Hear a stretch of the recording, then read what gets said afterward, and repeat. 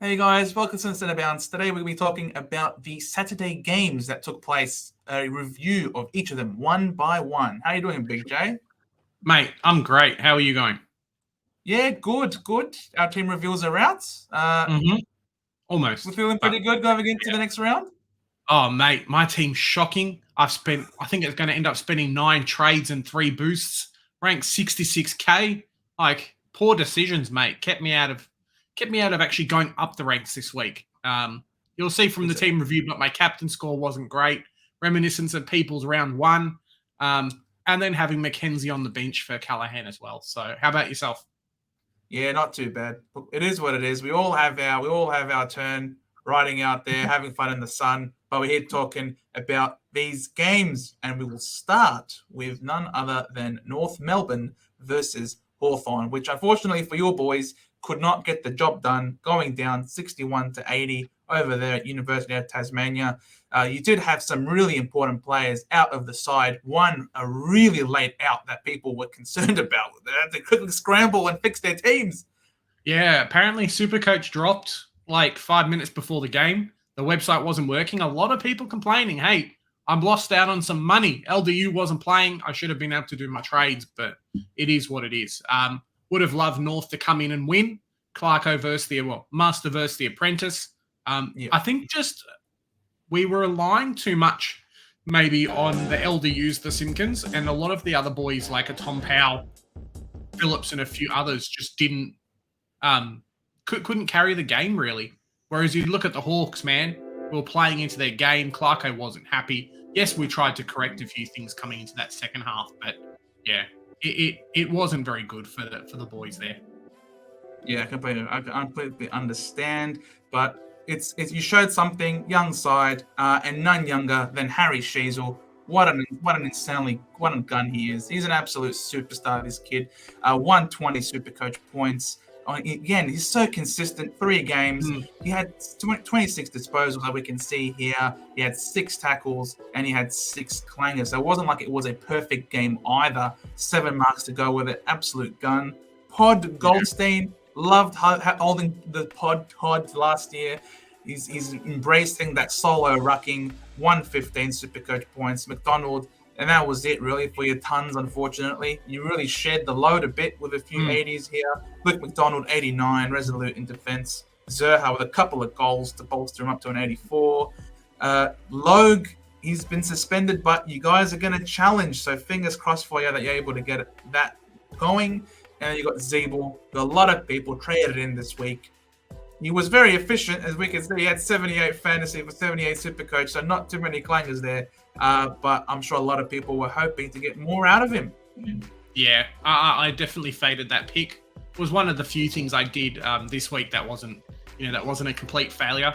I kind of just figured, hey, he'll be 40K cheaper. I mean, 40K more expensive versus the other players I'm bringing in. So rather bring them in and then try and get Zeeble in later. As you say, a lot of those kids. Harry Sheasel, I don't think there's been a better first 3 games of the AFL, at least in Supercoach wise. The kid's going to be 400K next week with a super low break even and, locked basically in a lot of people's forward lines. Yes, that he could fail at some point, but he's hoping it doesn't happen. Oh, he's so good. I'm considering him a keeper, and I'm considering VCing him this week. And so I might be crazy, but I have that much faith in him. And so we move on to a team that no one had a lot of faith in. Let's be real. I don't think anybody had any faith whatsoever in the Hawks, but they I came out didn't. and you did? I didn't. You didn't. Okay, I was about to say, Yeah. geez, bro, take it easy. Yeah, no one had faith in these guys, but they came out. They did a great job. Will Day, 139. What a gun. He came absolutely flying. 29 disposals, though, so not the most in the world. With 11 marks and 4 tackles. He's been getting a lot more CBAs back-to-back weeks in the 60% mark. He's elevating himself really in that midfield, and it looks like Sam Mitchell wants him to help lead that midfield. More, Yeah. mate, he's done really well with another 131 score, 2 goals, 1. And he was, again, really clean. 12 marks. You can't underestimate how many points you get from marks. Sick dog, Sicily. He's cementing himself, really. Everybody knew he was going to be a top 6 defender. 112. This is actually great for non-owners because he's still underperforming what he's priced at and looking to drop some more, which is amazing. He's shown that he's got the ceiling still. He's still got the points, but he's been giving us a bit more lower scores. Blake Hardwick, 109. I don't think people are really considering him. Duke Nukem, Duke. We know you're watching this. We know you love our content, mate. You're doing insanely good stuff. Another 106. You're cementing yourself as one of the best mids in the comp. Scrimshaw and Amon round out the top with 100 points more. Yeah, Will Day's the one there that I know you're looking at bringing him in this week. One of those players that really could be the next breakout for Hawthorn. Joe Newcomb was that player last year and the year before. Could be Will Day. Sam Mitchell, I'm going to say Tom Mitchell. Sam Mitchell's kind of building the team that he wants. So there is some flexibility across multiple roles. It's not like he's coming to an established team and this guy's a ruckman, this guy's a midfielder, this guy's already a forward. It's so fluid at that Hawthorn team that anyone could be a breakout player. And Will Day, 3 scores, scored a 139 this week, could end up being that player for those owners. Yeah, correct. And I was with a behind. Imagine if that was a goal. Would be absolutely insane. One person that I'm really concerned about is Mr. Warpedo, the Warple. He has, I think, Warpedoed his cash gen with this 45, and he's the one that I'm looking to really move on. I'm not happy. He's got his lower CPA percentage this time round, the last couple of weeks, and it's really dinted into his score with a 45. It's going to be sitting in his 3-round average. I'm not too keen holding him. Yeah, a lot of there's a lot of tough decisions for people who've got a few Hawks plays in the next couple of weeks. Correct. All right. So that was that game. We then move across to GWS versus Carlton. It was a close affair, and a couple of my primos in here really shat the bed, right? I know about shitting the bed, Joe. Not literally, but Cornelio does. Mate, that guy shit the bed for me, my captain option this week. I'm not happy. If he didn't have that 102 average, if he wasn't performing as well as what he did, mate, he'd be in trouble in my team. But yeah, it is what it is. I should have picked someone else. It was the reason why I didn't hit 2,200 this week. I can't put it down to anyone else. Josh Kelly did fantastic for those owners that still had him. I know a lot of people actually jumped off the pick. Tom Green, 100 as well. So slowly, I feel like he's starting to taper off like he did at the last year at the start. Had a massive couple of games and then really fell off. So someone to watch. Jack Buckley, I don't know what's happened to this kid. Came out of nowhere. I think he's almost got 100 average right now as well. Flynn as well, 96. Moving down this list. Whitfield, 72. Cornelio, 58, as we said. I don't think there's anyone else who's really kind of... Oh, man. Don't get me started, Joe. Roaston did all right, but outside of him, I don't think anyone else is really relevant in that team. Oh, and Callahan. He's not relevant because he's not in my team this week. I got rid of him. 48's not good enough. Sorry, mate. No. 37, not good enough. And poor Cogs, man. I mean, 29 disposals for 58 points. That is... Just stop, Joe. Just get over it. Sorry. That is brutal. But we got it. Josh Kelly, one absolute star. Josh Kelly's a gun. And on the flip side, you got Adam Sard for Carlton. My word, we all knew that he was going to be a genuine option with the injury to Williams. He's been absolutely on fire. 23 disposals for 128, if you don't mind. Doherty, take some notes, son. We got 39 disposals for 87. This was very tragic, especially in a week where a lot of people traded Doherty out.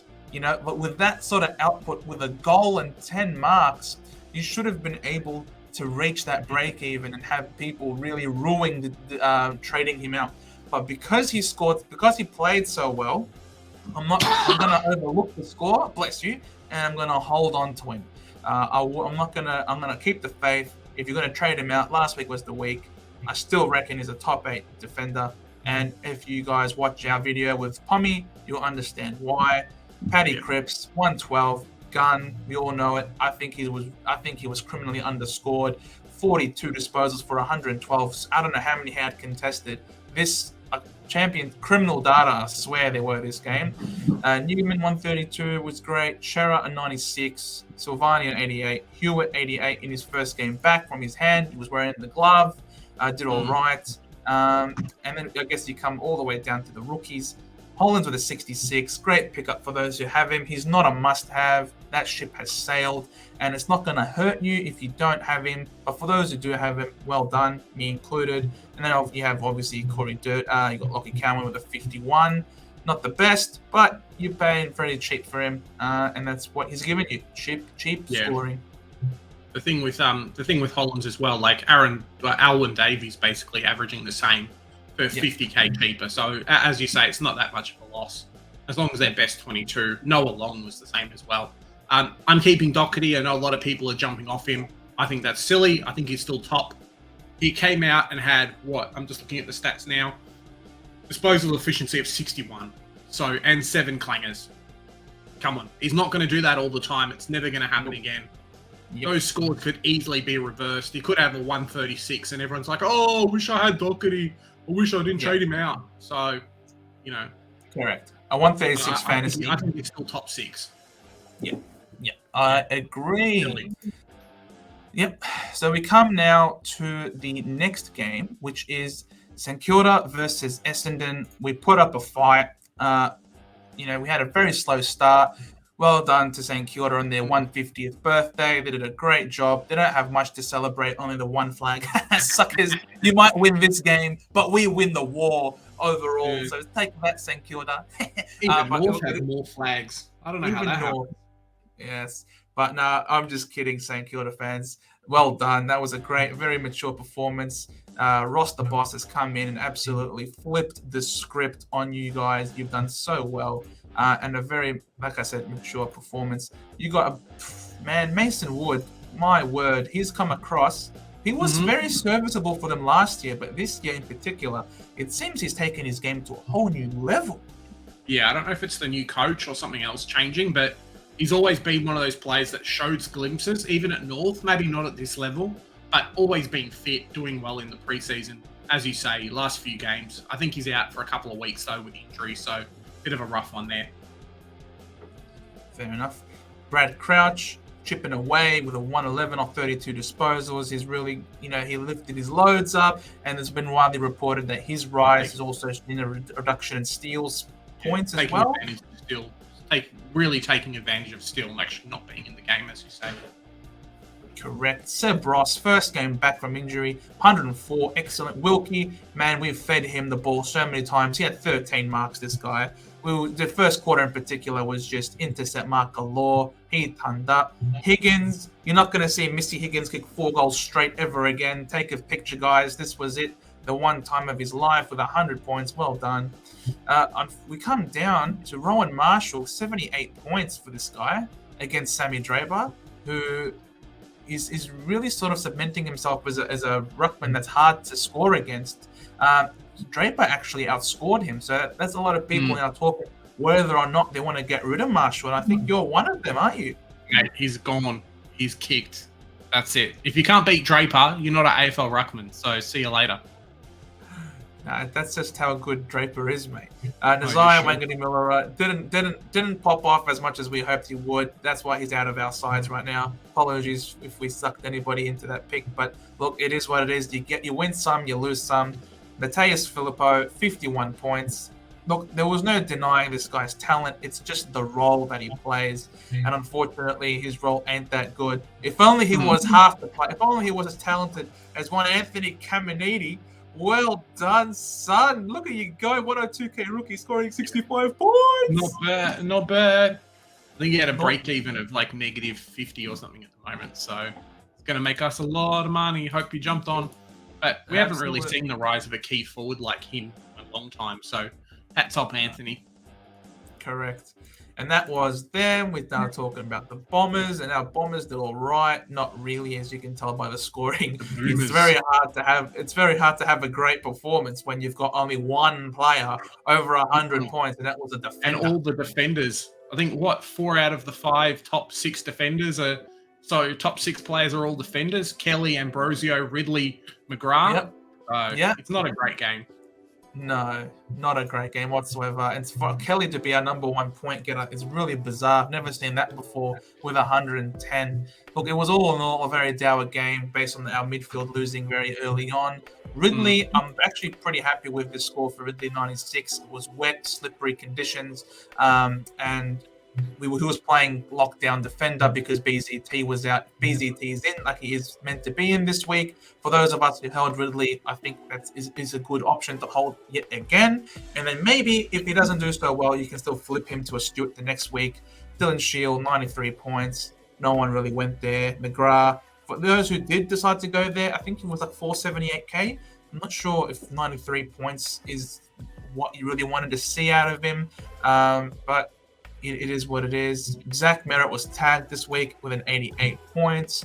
So he's going to drop in price continuously. And even if he's getting tagged and still scoring 88s, if he's able to get off the chain in the back half of the year when he is on fire, it will be awesome. We could see multiple 150s coming out of him. Jai Caldwell, 85 points. Freakish goals. Still only scored an 85. Darcy Parish, people I know are keen on him. He scored a 120 fantasy with 35 disposals and a goal, 82 points. Is not it. He's going to continue to drop price as well. Very, very cheap.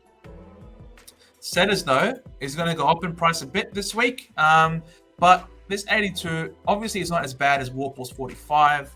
But, he only had the 21 disposals, 7 marks, 4 tackles, a couple of clangers, and 79% TOG.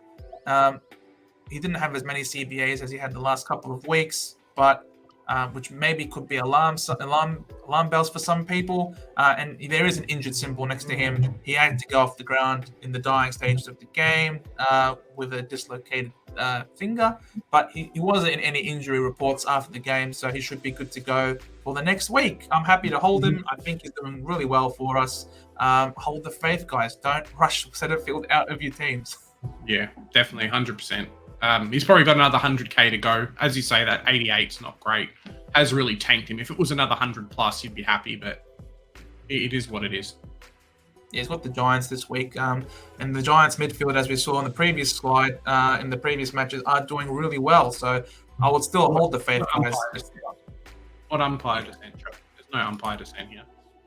No umpire dissent. Absolutely. We come to the next game, the showdown. Here we go. You got Adelaide taking out the points over Port. Run us through this game, please. Hey, it was a bit of a shocker. I think Port were winning for a lot, and then similar to, I think it was GWS Adelaide, Adelaide just went bang, and a lot of the kids did really well. So if you have a look over at the Port side, Rosie, phenomenal game. I think we looked on there, 6 frees against, or 6 frees for, which is probably why he scored that 126. Without that, he's probably 90 odd. Dan Houston, when Houston has a good game, Port's in the shitter. William Drew as well, 96. Alir, 96. So similar to the Bombers, right? 3 out of the 5 top scorers in your team are all defenders. You're in trouble. Horn Francis with the 84. So it's better than the 45 he scored the week before, but still not a real pick for those that wanted him to be cash gen, especially with his massive score, leaving the rotation after this week as well. Butters, 79. Moving down that list, there's really not anyone else who's like selectable Supercoach rise, right? I think a few people might have had Bergman. I know he was a bit more of an inflated player, but that's probably about it from Port. Correct. Head us over to Adelaide, Joe. We got Rob with a very impressive 35 headouts. It just seems that if you're up against Port Adelaide and you're up against Lycett, absolute bunny matchup to anybody lining up against them. Rob with a 121, doing really well for those who started him. The ruck line is actually a lot tighter than we thought, and Marshall's looking a bit dicey. Rankin with a 117, 4 goals. How this guy did not win the medal, him or Thilthorpe, that is unbelievable. What a great performance. Rory Laird, 26 disposals, not as prolific as he was last year. He even had a goal to go with for his troubles, which really bumped his scoring up to a 114. He was nowhere near this before. He kicked the goal in a really important stage of the match and went rocketing up. Dawson is the standout player for me in this game because he had a very different role. As you can see, he had 62% CBAs and only one kick in. He can get it all. Yeah, it's pretty good, hey. As we said in the Jordan Dawson preview in the preseason, once you're versatile in the Adelaide team, if the backline needs help, he'll help out. If the midfield needs help, he'll help out. If the forward line needs help, he'll score some goals, as he did in the Derby last year. So, yeah, phenomenal player, can play everywhere. The captain's got to step up, and that obviously happened with Adelaide this week. Yeah, for sure. Hinge with a 99, very impressive. Phil Thorpe, don't know how you pronounce it. 5 goals, if you don't mind, for a 99. Obviously not a reliable selection. Rochelle is one that's really interesting. He only had 18 touches and a goal for 95 points. He's doing really well for himself. So if you're an Adelaide fan and you could see that Rochelle was going to get a lot more mid-time this year and you started him, then kudos to you, because this has been an absolute masterstroke of a selection so far. Not limited in the forward line like he was last year. He's a lot more consistent this time. Pedler, I think he's going to get suspended for a rough, dangerous tackle for a week, which is really unfortunate. The competition's getting really soft. He had 3 goals for a 73. I don't think you can rely on 3 goals for a 73 very often. And that's about it, really, for Adelaide, right? It sucks for the people that did have the Pedler as well, because I think he's been given a week, so for a dangerous tackle. Maybe they'll contest it. I don't think they will, but it really is going to hurt that cash gen if you pick him up as a pod. Yeah, for sure.